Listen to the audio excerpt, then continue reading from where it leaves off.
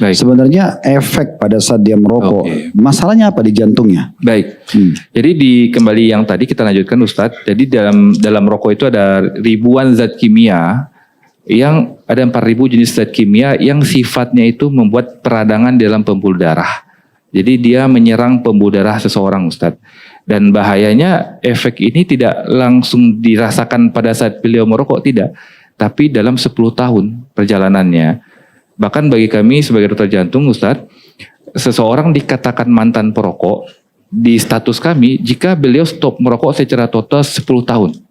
Tapi kalau masih 1 tahun 2 tahun itu masih seorang perokok. Tapi kalau udah 10 tahun total baru dibilang mantan perokok. Dan kembali yang tadi, jadi racun ini Bapak Ibu semua, baik itu aktif ataupun pasif, artinya jika ada suami yang merokok dan istrinya terkena asap rokok Ustadz, itu akan bikin peradangan di sepanjang pembuluh darah yang ada di tubuh kita. Dan 2 pembuluh darah yang paling berbahaya jika terjadi peradangan di jantung, di mana ini akan menyebabkan serangan jantung. Yang kedua di otak yang akan menyebabkan stroke. Kalau ada yang alasan begini, itu kan tadi dokter bilang kalau dia merokok, dia harus kalau dia berhenti 10 tahun. Gitu. Ya, nah. Kalau orang bilang saya cuma merokok coba-coba saja, sekali atau 2 kali, ada efek nggak? Pasti Ustaz.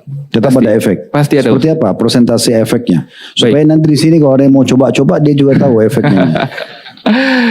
Yang pertama hampir dipastikan 1 batang rokok di terminologi dokter jantung cukup 1 batang rokok, maka seseorang jika dia melakukan secara rutin dalam seminggu 2 atau 3 batang, dia dikategorikan seorang perokok Ustaz. Karena 1 batang rokok yang dikonsumsi hari ini, efek residunya itu baru hilang secara total di tubuh 10 tahun kemudian kalau beliau berhenti merokok, nggak sebentar. Dan yang jadi walaupun 1 batang? 1 batang. Karena 1 batang itu sudah cukup bikin peradangan setidaknya di dalam pembuluh darah. Dan secara penelitian ketika dilakukan bedah mayat dan dilihat efek dari rokok ini memang bikin peradangan di mana saluran nafasnya menjadi lebih gelap, pembuluh darahnya mengalami penyempitan. Apa bisa difahami dari sini dok? Berarti orang setelah merokok dia tidak akan rasakan efek tadi kecuali 10 tahun. Maksudnya efek-efek medis ya? Ya. Berarti kalau setahun pertama 2 tahun tidak ada efek apa-apa? Enggak. Itu yang mungkin banyak orang berkata-kata kalau gitu saya tidak rasa apa-apa gitu. Nah Ustadz, betul. Karena rokok ini sifatnya racun yang bersifat jangka panjang Ustadz. Dia beda dengan mungkin racun yang lain yang diminum hari ini dikonsumsi langsung menimbulkan efek negatif. Dia racun yang efeknya jangka panjang atau long term. Dan akan dirasakan rata-rata jika memulai di umur SMP 15 tahun atau SMA. Biasanya dampak klinisnya mulai muncul di umur 35 sampai dengan 50 tahun. Bahkan seperti apa awal muncul itu efeknya? Kalau jantung sakit dada Ustaz. Yang lain efek-efek dari rokok selain itu apa? Penyakit paru yang paling banyak. Kemudian kalau laki-laki mohon maaf mulai gangguan fungsi laki-lakinya, hipotensi ini banyak kasusnya di umur-umur 40-an. Ada lagi pasien-pasien dengan mengalami penyempitan pembuluh darah di kaki, di tangan sehingga gampang sakit kakinya. Dan penyakit-penyakit kronis sangat banyak Ustaz. Jadi tapi secara umum penyakit jantung, otak, paru dan yang kita khawatirkan kanker ya Ustaz. Kalau menyebabkan kematian persentasenya besar juga nggak? Iya pasti Ustaz.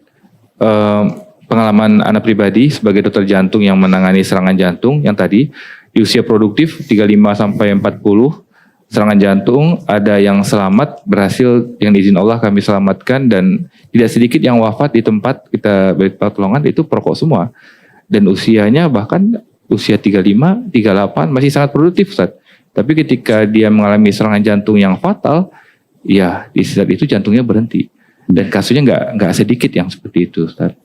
Tadi selain rokok, apa lagi dok tadi? Oh ya, hipertensi Ustaz, tekanan darah tinggi yang tidak dikontrol. Jadi kalau tekanan darah tinggi ada, sebabnya darah tinggi apa? Yang paling banyak kalau di Indonesia pola makan, tinggi konsumsi tinggi garam, ya. Pola makan seperti apa dok? Coba rinciannya. Ya, mudahnya Ustaz, kalau kita biasa makan makanan yang komersil Ustaz, artinya bukan masakan yang di rumah. Artinya dimasak oleh istri kita mungkin karena pasti kualitasnya bagus. Garamnya bisa kita atur agar tidak terlalu asin. Kalau kita biasa makan makanan komersil hampir dipastikan itu makanan yang tinggi garam Ustaz. Garam inilah yang dalam jangka panjang itu bisa meningkatkan tekanan darah kita. Ya, di antaranya seperti itu. Yang kedua, masalah genetik jika seandainya orang